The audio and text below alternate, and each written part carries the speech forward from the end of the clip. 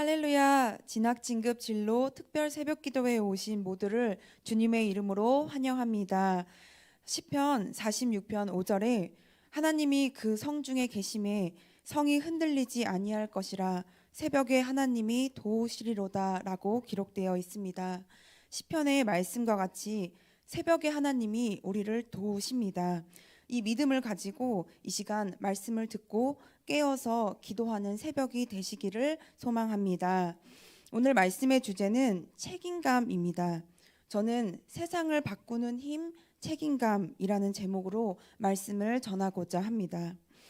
한 기사에 보니 요즘 20, 30대의 부부들 중에서 아이를 낳지 않는 비율이 점점 증가하고 있다고 합니다. 왜냐하면 부모의 역할과 책임이 버겁게 느껴지기 때문입니다. 한 생명을 낳고 키우는 것이 행복이기보다는 무거운 책임으로 여겨지는 것입니다. 또 다른 기사에 보면 청소년들에게는 공동체에 대한 유대감이나 사회에 대한 책임의식이 현저히 낮아지고 있다고 합니다. 왜냐하면 청소년들 사이에서는 개인주의가 이제는 하나의 문화가 되어버렸고 가족 이외에 다른 공동체를 경험해 볼 기회가 점점 줄어들기 때문입니다. 이와 같은 이야기를 통해서 알 수 있듯이 오늘날 많은 사람들이 책임에 대해서 외면한 채 편안함을 선택하며 살아가고 있습니다. 자유는 좋고 책임은 싫어합니다. 쾌락은 가까이 하고 수고로움은 멀리 합니다. 그렇기에 세상은 점점 헌신, 화합, 사랑, 이러한 소중한 가치들을 잃어가고 있습니다. 이러한 시대 속에서 오늘 우리는 책임감에 대해서 생각해 봐야 할 것입니다. 오늘 본문 말씀에서처럼 하나님께서는 우리에게 너희는 택하신 족속이요 왕같은 제사장들이요 거룩한 나라요 그의 소유가 된 백성이라고 말씀하셨습니다. 하나님께서는 우리의 하늘의 아버지가 되시고 우리는 하나님의 자녀임을 알려주셨습니다. 가정에서 자녀와 부모의 관계를 보면 부모님은 자녀에게 작은 일부터 큰 일에 이르기까지 가정의 일을 조금씩 맡기십니다. 저도 생각해 보면 가정에서 청소를 시작하면 예전에는 아무것도 안 했었는데 주로 힘을 써서 식탁을 나르는 역할을 감당하고 제 동생 같은 경우에는 서랍을 열어서 작은 곳을 정리하는 그러한 역할을 감당한 적이 있습니다. 이처럼 하나님께서도 우리를 자녀 삼으시고 어떠한 하나님의 일을 이루어 가실 때에는 우리에게 하나님의 자녀로서 그 역할을 감당하게 하십니다. 그렇다면 하나님께서 우리에게 맡기신 역할은 무엇일까요? 과연 어떠한 역할을 감당하며 살라고 우리에게 말씀하실까요? 저는 이에 대해 룻기에 등장하는 보아스를 통해 생각해 보고자 합니다. 성경에 보니 보아스는 유다 지파의 한 사람으로서 많은 사람들에게 존경을 받고 있던 매우 경건한 사람이었습니다. 그런 그가 하루는 자신의 밭을 둘러보다가 한 여인을 발견하게 됩니다. 룻이라는 여인이었습니다. 그 당시 룻은 남편을 잃은 후에 시어머니가 살던 고향 땅으로 따라왔습니다. 자신과 시어머니인 나옴이 이 둘만 남겨졌던 터라 주변에 떨어진 보리를 챙겨와 먹으면서 근근히 어렵게 생활하고 있었습니다. 아마도 젊은 여인이 생계를 유지하며 혼자 감당하며 살아가는 것이 쉽지 않았을 것입니다. 그런데 이 가정에는 더 큰 어려움이 있었습니다.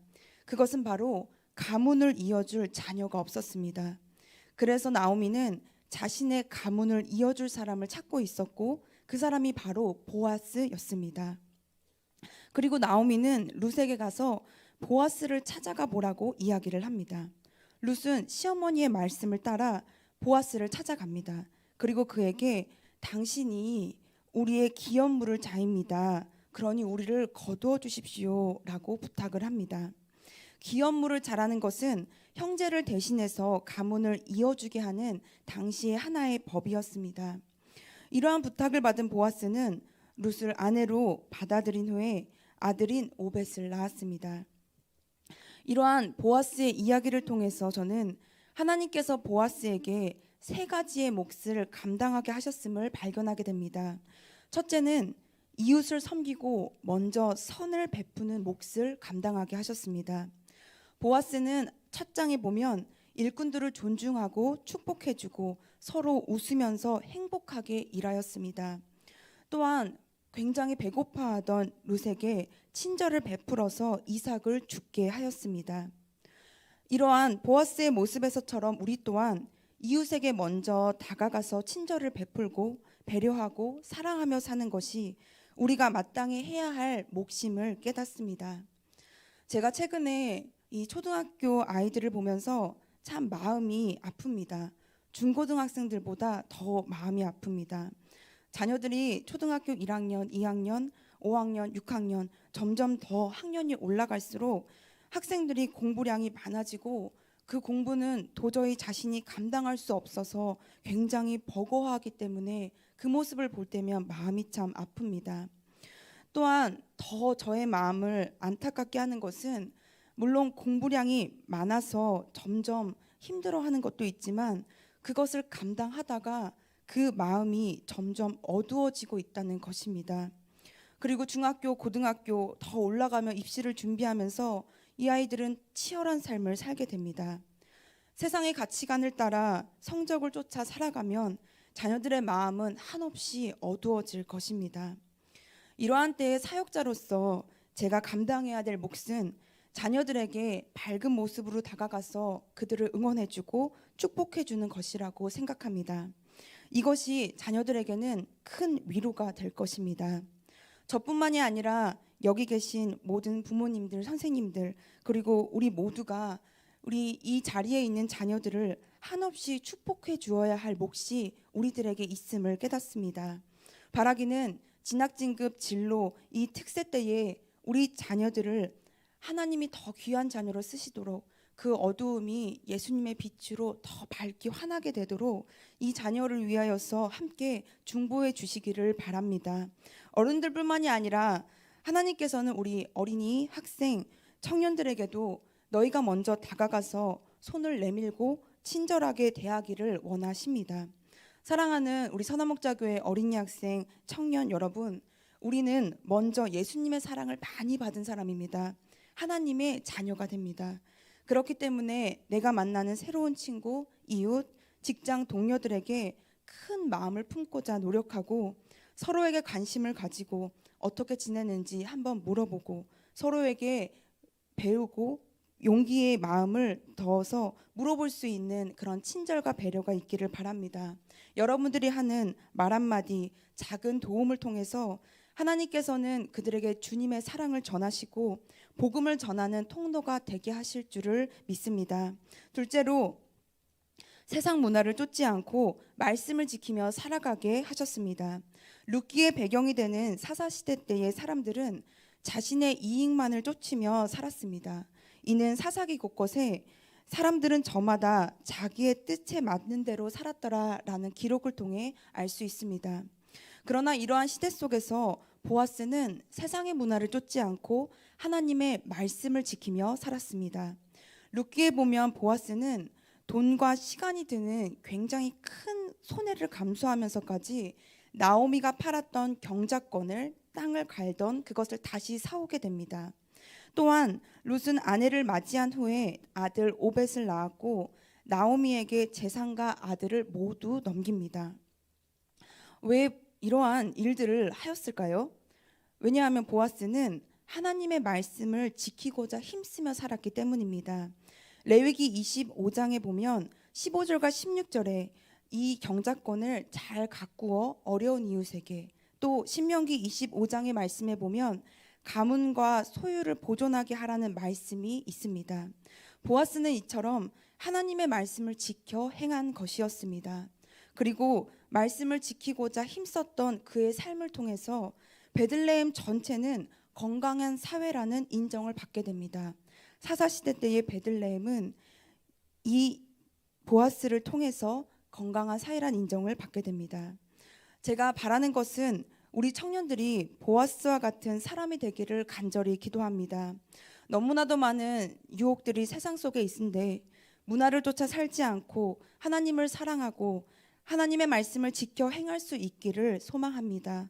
바라기는 우리 청년들 한 사람 한 사람이 있는 자리가 정말 건강하여지고 그를 통하여서 하나님의 영광이 드러나는 그러한 은혜가 있기를 진심으로 소망합니다. 뿐만 아니라 어린이 학생들 이들도 모두 하나님의 말씀을 듣고 지키며 살아가기를 힘써야 하겠습니다. 공부 때문에 피곤하고 매주 예배드리는 것이 뭔가 무가치해 보이고 그러면서도 내 마음에 자꾸 불편한 그런 마음이 든다면 이제는 마음을 변화되어 이 말씀 나한테 조금 와닿는다 하는 그 말씀을 마음에 한번 품어보시고 어떠한 순간에 그 말씀 있었는데 하는 것을 다시 생각해보고 나는 그 말씀 생각나는데 한번 해볼까 하는 그러한 마음의 감동이 있을 때 그래 말씀대로 한번 해보자 하며 시도해 보시기를 바랍니다. 새로운 문제를 하나하나 풀 때에 그것을 푸는 것도 중요하지만 새롭게 들리는 말씀을 더 한 번 더 살아보는 것이 인생에 있어서 더욱 유익합니다.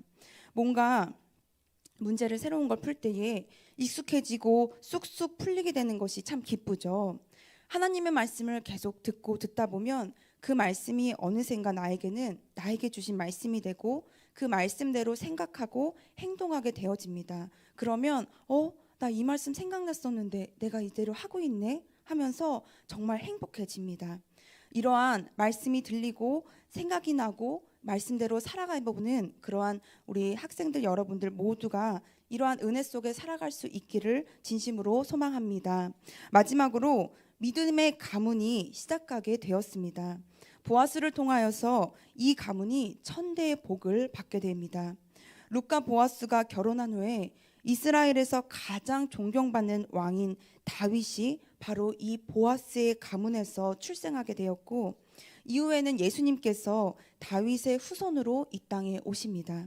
뿐만 아니라 예수님께서는 이 땅에서 태어나시고 십자가를 지심으로 우리 모두에게 영원한 생명을 주셨습니다.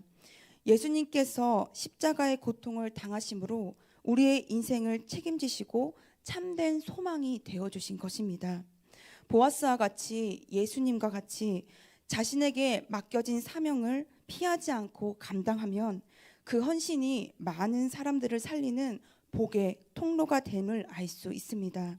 사랑하는 성도 여러분, 자녀는 자녀대로, 부모님은 부모님대로, 또 우리 모두에게는 각자가 짊어져야 할 몫이 있는 것 같습니다. 하나님께서는 그것을 우리에게 사명이라고 부르십니다. 우리가 그 사명을 이루기까지 정말 힘이 들고 마음도 괴롭고 고통 중에 있지만 그것을 감당하기에 힘쓴다면 하나님께서는 그 마음과 삶을 그대로 받으시고 우리가 조금 서툴러도 모자라도 하나님의 일을 이루시는 데에 반드시 우리를 사용해 주실 것을 믿습니다. 바라기는 진학진급 진로를 앞둔 우리 어린이 학생 청년들 모두가 하나님의 자녀로서 사명을 넉넉히 감당할 수 있는 힘과 능력을 우리 예수님을 통하여서 받기를 진심으로 소망합니다. 하나님께서 하나님의 역사를 이루실 때에 우리 모두를 사용해 주실 줄을 믿습니다. 우리 함께 기도하겠습니다.